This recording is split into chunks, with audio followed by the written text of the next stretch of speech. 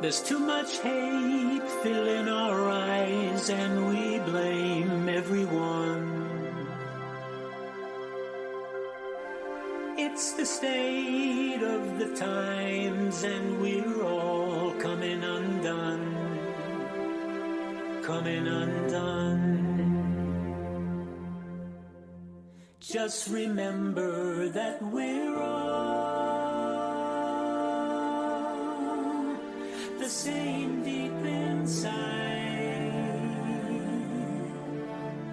and we all want the same, the simple and divine, peaceful dreams in the night.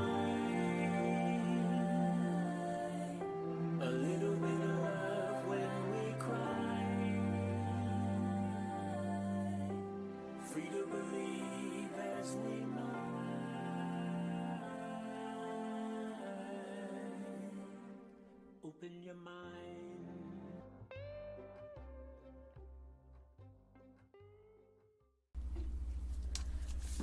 Hello, Carolyn Zimmerman here, coming to you from beautiful Buffalo, New York.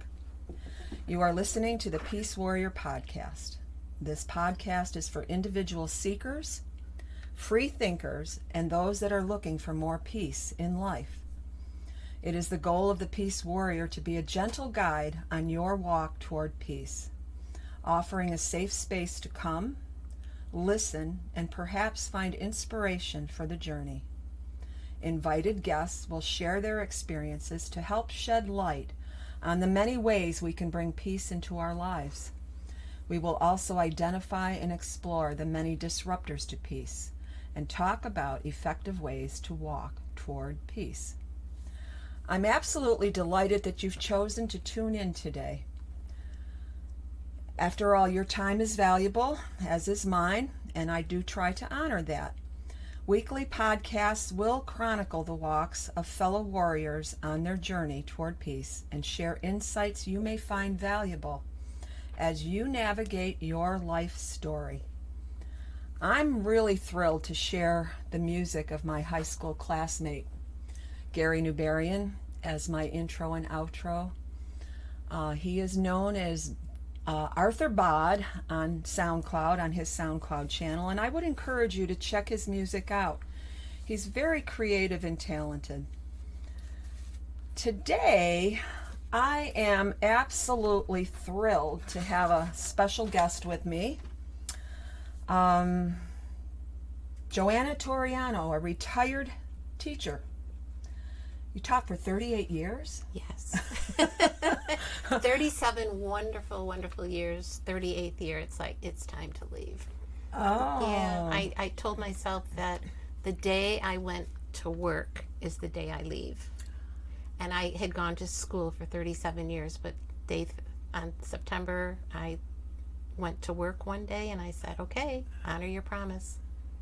When it felt like work. Right, when it felt like work. You know, it's interesting that you say that, because I tell people all the time that I don't work. Mm-hmm.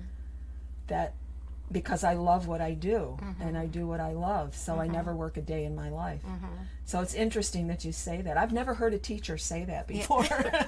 Well, maybe I'll regret it, but it's the truth. I see here that you belong to 2 writing groups. That's interesting. I did a writing course not long ago, and I haven't done anything with it yet. Yeah. It's all in my head. Yeah. But you also do something very interesting besides writing and former teaching. You host Studio One, which is on LCTV, local independent cable TV, yeah. In Lockport. Right. I know I've been on your show a handful of times, yes. and it's really, really cool. Yeah, it's fun. You do a great job. Thank you. You really do. Thank you. And you are a published author. Yes. What can you tell me about that, Joanna? Well, my first book was titled 500 Questions and Answers for the New Teacher, a Survival Guide. I've been in Chicken Soup for the Soul, the volunteer book, And in June, Elder Care and Dementia is coming out, and I'm going to be one of the authors, contributing authors to that book. But my one that I came here to speak about is called Written from the Heart. And that is my journey from hospital to healing and the lessons I learned along the way. So that's what I came for. Yeah, a lot of peace stealers there, right? Oh, definitely. A lot of things in healthcare that can really Right. rob you of peace. Yes. And in my case, near sanity. Yes. Unbelievable. Right.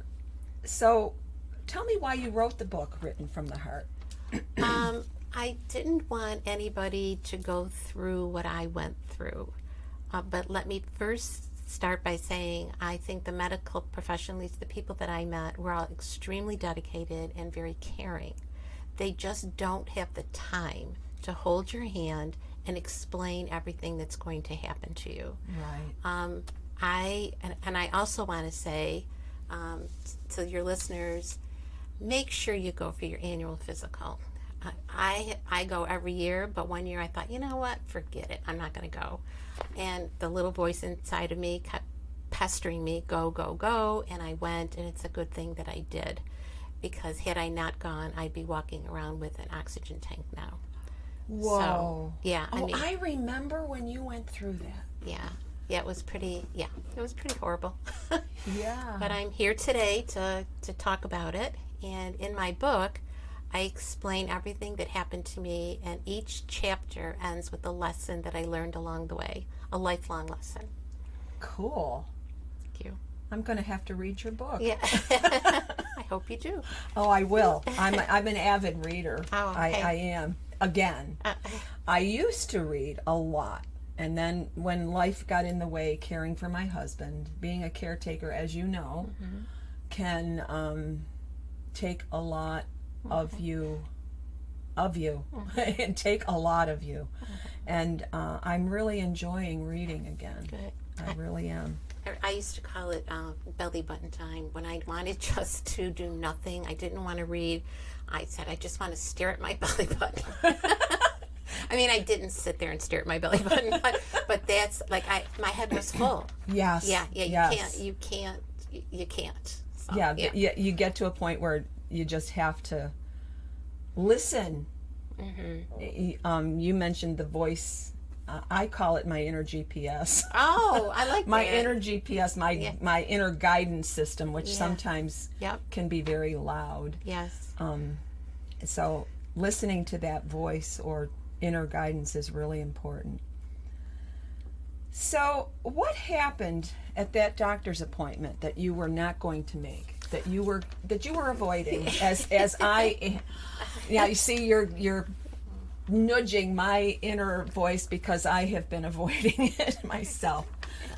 What happened was my primary doctor, I still remember, she was listening to my heart, and she raised an eyebrow and cocked her head, and she said, I think you need to go to a cardiologist. And I said, really? Why? Because I felt fine. That's another thing I want to stress. I had absolutely no symptoms. Wow. But I did have symptoms, let me back up, but I just didn't know they were symptoms. For instance, my heart beat like the drums that you play, bang, bang, bang, and I thought everybody's heart did that, because you only have yourself to compare yourself to. Right. So when I finally had the heart surgery, I thought, did this guy take my heart out? Because I don't feel it. I mean, it's still very silent. And I didn't know. So two things.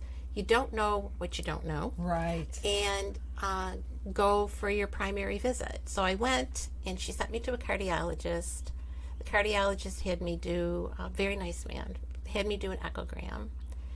And he said, oh, everything looks fine. He says, come back in 6 months. Well, 6 months came, phone, the message, please call, to schedule your, you're going to be coming in Monday. If you can't keep the appointment, call us, blah, blah, blah. I thought, you know what? I'm not going. I'm not spending another $50. I'm absolutely fine. I'm not going. So my husband happened to hear the message, and he said, "You're going, aren't you?" And I said, "No. Why? I'm fine." He said, "You don't know you're fine." I said, "I know I'm fine. And we're fighting about this, So I went, and it's a good thing I did, because my regurgitation went from a mild to a severe. In the continuum is mild, moderate, severe. I skipped over moderate and I went right to severe. Oh, so you fast-tracked it. Yes, I certainly did. All not knowing I was. Because the physician said to me, shortness of breath, no. Pain while you're exercising, no. Pain while you're swimming, no. Everything was no, no, no, no, no. And he said, well, I think you need to go to a surgeon. And I thought, why? And he said, you have severe regurgitation. You need to be looked at. You need to be looked at, and soon. Wow. So I went. Wow. Yeah. Wow. Yeah, wow is right, because like I said, I had no symptoms, but I did, because I only have myself to compare myself to. So I personally, I probably would have been doctoring myself with Google. Well, okay, I'm glad you brought that up, because one of the things, first of all, let me explain about the book itself. My book takes you right from my very first doctor's appointment to the present. Everything that happened to me along the way. As far as Google goes, when I knew I had to have an angiogram, because they won't do heart surgery unless you have an angiogram, I intentionally did not Google it. Oh. Because I did not want to know what happened to Aunt Betty and Uncle Henry. Because everybody has a story. Yeah. Everybody has a story. I did not want to know. And to this day, I'm glad I didn't look it up. Wow. But after it was all done, it's like, oh, so that's what that was, and that's what this was. And yeah, but before, nope, I stayed away from it. And I can relate to that. I really can, as I'm listening to you, because when I had my medical challenge there almost 9 years ago. I remember that, yeah. When I was paralyzed from an epidural abscess. I had no idea what that was, and I never looked it up until I was healed and walking and running again, and I went for a checkup. And the little nice doctor said how lucky I was, because only 5% of the people who have what I had survive. And I went, huh? Wow. I went, what, that? And then I came home and Googled it. Exactly. And I went, it's over with. Holy mackerel. Yeah. I had no idea the seriousness of it. Right. Right. Well, I had no idea the seriousness of heart surgery. I didn't know. My husband's a pharmacist, so he knows a bit about this and that. And he would periodically ask me, well, how are you feeling? Fine. I knew he was digging for answers, but I didn't even know what to tell him. But anyways, one thing that I did find out is during heart surgery, they put my heart on a machine because they can't operate with my heart beating. That I knew before the surgery. So what I did is, you're draped and you're ready to go in. And I get into the operating room and I said, who's the person who's supposed to put my heart on a machine? And I see this hand go up. And I said, keep me alive. And he, gives me the okay sign. Well, a few seconds later, they gave me something to relax me. I'm thinking, they wanted to shut this woman up. And I'm sure that's what they did to me, too. And that's what happened. I mean, they it injected me into something, whatever to make me fall asleep. And the next thing I knew, I woke up in ICU. And I did not know I was going to be in ICU. That's another didn't know thing. My book, Written from the Heart, is filled with, I didn't know that.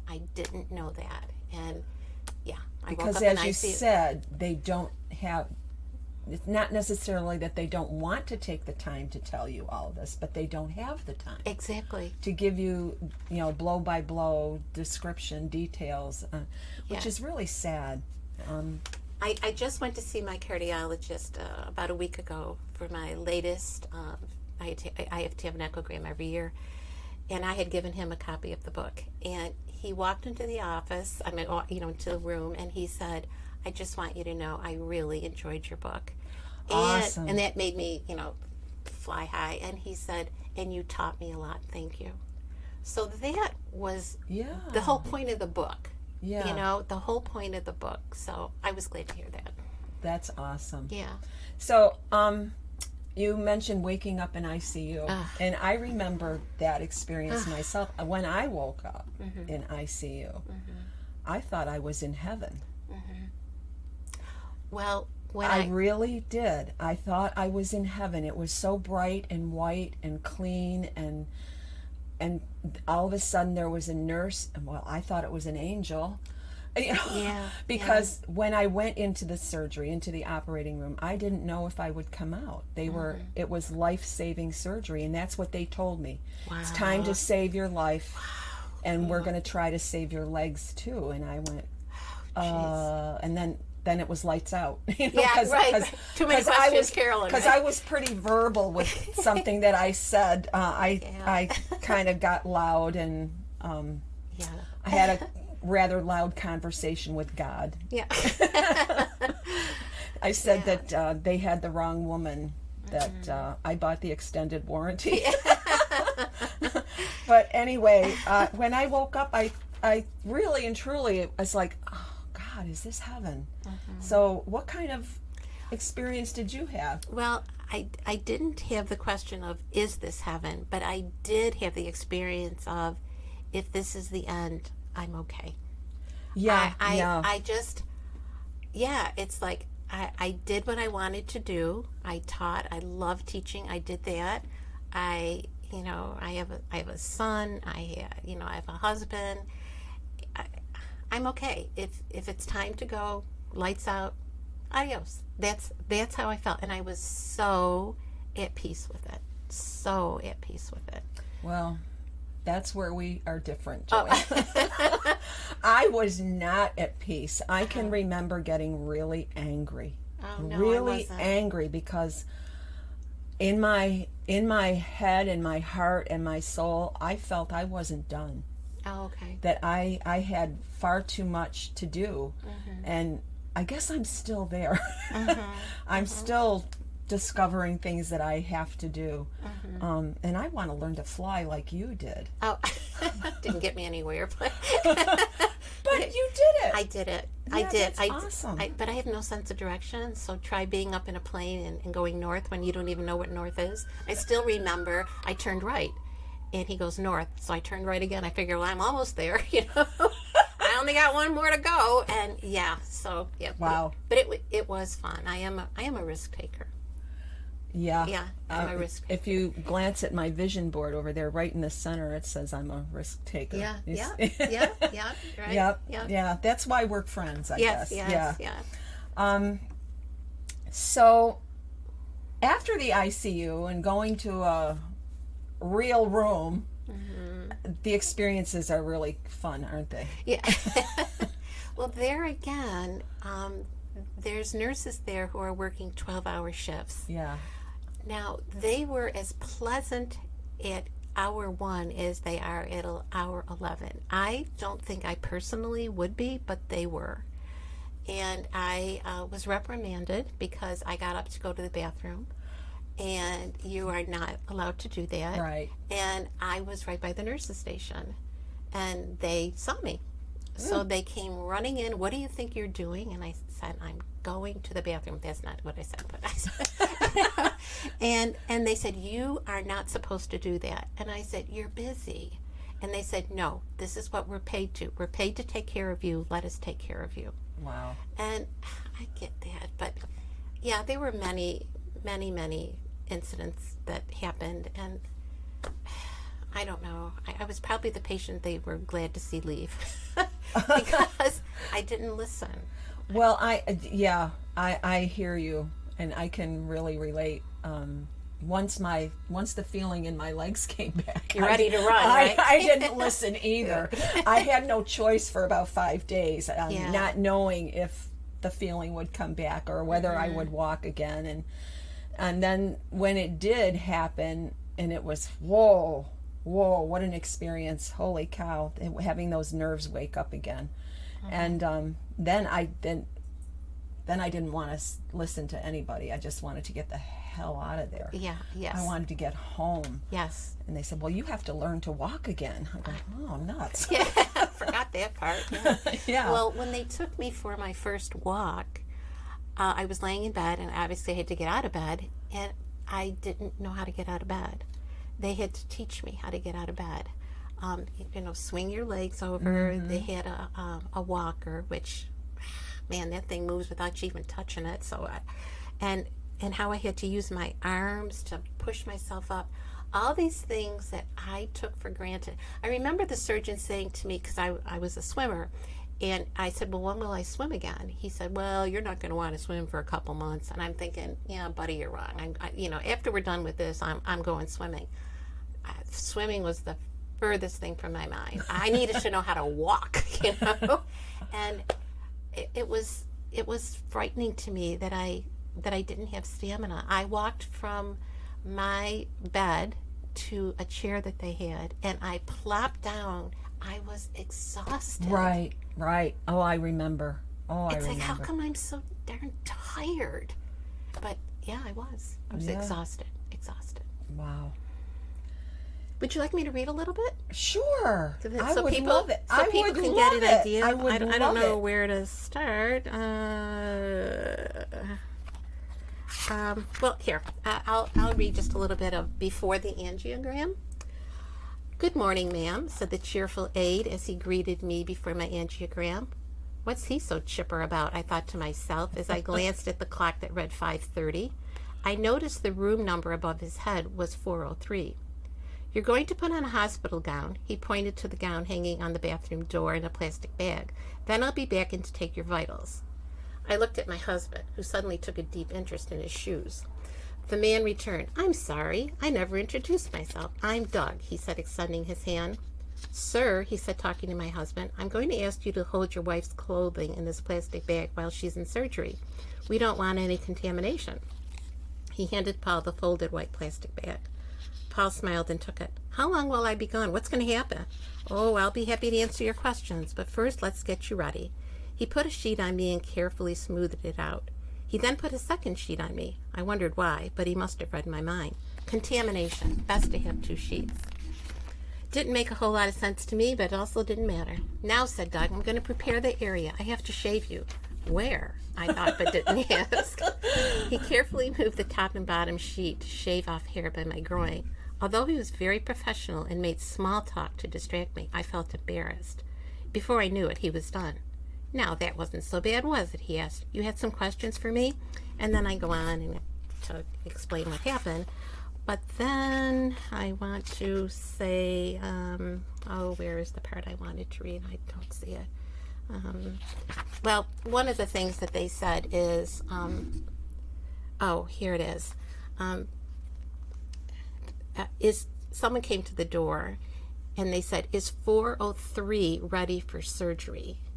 In a minute, Beth answered as she scooted over to my right arm she had to put in a PICC line. Yes, I thought, Joanna is ready.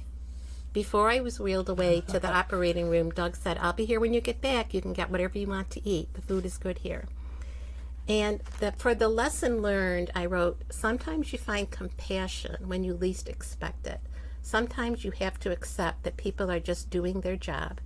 Medical staff can't be invested in every patient. The wheels on the hospital bed must keep moving. But I remember when they said, is 403 ready? And I know they can't say Joanna, I know, but it would have taken her one more second to look to see my name, and it would have been better. But it all revolves around HIPAA violations. They don't want to be speaking your name for other people to hear. Oh, okay. Well, that makes sense to me. Yeah. There's privacy. Right. Privacy issues. And it does seem really impersonal and clinical. Yeah. Very clinical and it's coming from a point of humanity. It just doesn't seem right. It doesn't seem right. Right. And you can go, well, what am I? Just a number? Yeah. I'm 403. Essentially, that's what we are. And then when I was wheeled out of the room to have my angiogram, I didn't realize that I was in another waiting area where there were all these people. And another reason why they don't say your name.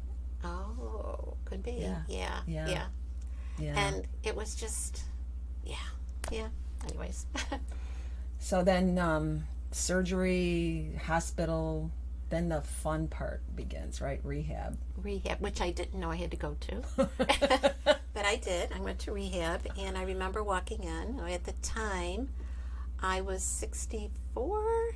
Yeah, about 64 years old when I had the surgery, so I consider that pretty young.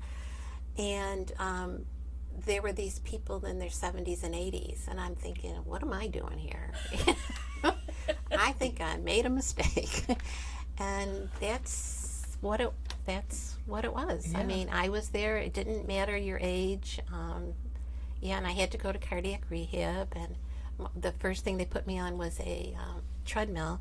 Now, prior to surgery, I'd set that baby up to 6 or 7 and, get it whipping. They put me down to 1, and I thought, what? Oh, come on, I'm one of the good ones. I know what I'm doing, I could barely do it. I could barely do it. It's humbling. Yes. Humbling. Yes. When you come from a healthy, strong makeup. Yeah. Yeah. I consider myself strong. Me too. And me too.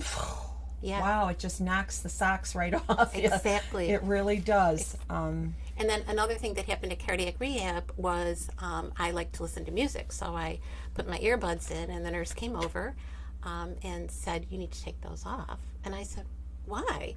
Hospital procedure. That's in my book a lot. There's so many hospital procedures. So I took them off, and I was aggravated that I had to take them off. But, hospital procedure. I was a good girl. Yeah. As good as you could be. Yeah, as good as I could be. Yeah, well, I think it's just wonderful that you've written this book. And I love the cover. I see the cover here. I didn't do it. The editor who helped me did it. Yeah, but isn't it neat? But do you see this? Oh, wow. Yeah. Yeah, the heart rhythm. Yeah. Yes, it's so, Yeah, I wish I could take credit for it, but like I said, the editor that I had, he did it. And it's awesome. The book is titled Written from the Heart, and my name is Joanna Toreano. Yeah, well, Joanna, it's been just amazing having you here talking about this. Because there are so many people that encounter medical medical mayhem. That's just came to me because it can just make you feel like you don't know a doggone thing, and you don't know what's going to happen, and you what you to expect, because things just keep coming at you. And the one thing I want to add, although I wrote about it with my experience with heart surgery, many of the things that happened to me in the hospital happen for any type of surgery. Right. It's not just heart surgery. It's any type of surgery. And let's face it, any type of surgery can steal your peace. Oh, yes. Oh, yes. Yeah. So for our listeners, your book is available on Amazon. On Amazon. Yeah. Okay, so it's available on Amazon, and the title again, Joanna? Is Written from the Heart. Awesome. Okay, awesome. Well, thank you so much for having me on. I'm so pleased that you could be here. I really am. And yes, I also want to again plug your TV show. Oh, okay. Studio One. Right. And if anyone's interested, you go to lctv.net, scroll down to On Demand, then go to Studio One, and you can see my show. And if you're interested in being on, it's free, believe it or not. There's totally free. It's not like one of those free but not really free. It really is free. It really is free. I didn't pay a dime.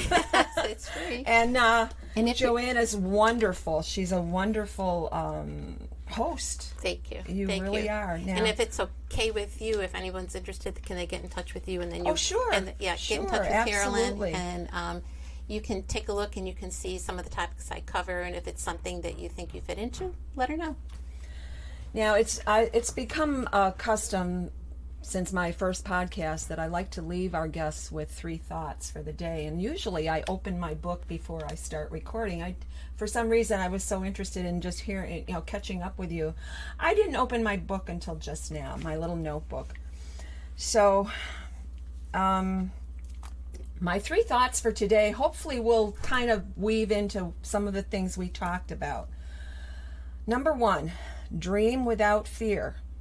Love without limits. Number 2, take the stones people throw at you and build something beautiful. Wow. Yeah. Number 3, don't let people pull you into their storm. Invite them into your peace. Oh, love it. I love it. Did you write these? Or? I carry this little, you can see the pages are about to fall out of it. I carry this with me when I know I'm going to have time to sit with nothing to do. Yeah. And I write things down that come to me, that inspire me, and then I just use them when. Wow, that's neat. I like it. You should write your own book. Well, there are a couple of books in me. I know they are. Do it. I just have to do it. I just have to do it. Right. And I know when I come back from my training in June, I'm going to have another book in me. I know that. Mm-hmm. So. Mm-hmm. Because anyone out there who's interested in writing, I want you to know I put my book down many, many times. It's like, I'm not doing this. I'm not doing this. And you weren't listening to your inner GPS? I was not. I was not. But it wouldn't stop. It said, you need to write it. People need to know. So, So I did. Yeah, I'm here. I'm getting that message too. Yeah. And it's been probably a few years I've been getting that message. And so I'm going to ask you, Joanna, as a friend, to keep nudging me. Okay. Nudge me. Okay. Because I need nudging. Yeah. I'm a great procrastinator. Yeah. It's one of my superpowers. Yeah. I want to once again thank Joanna for being here this afternoon.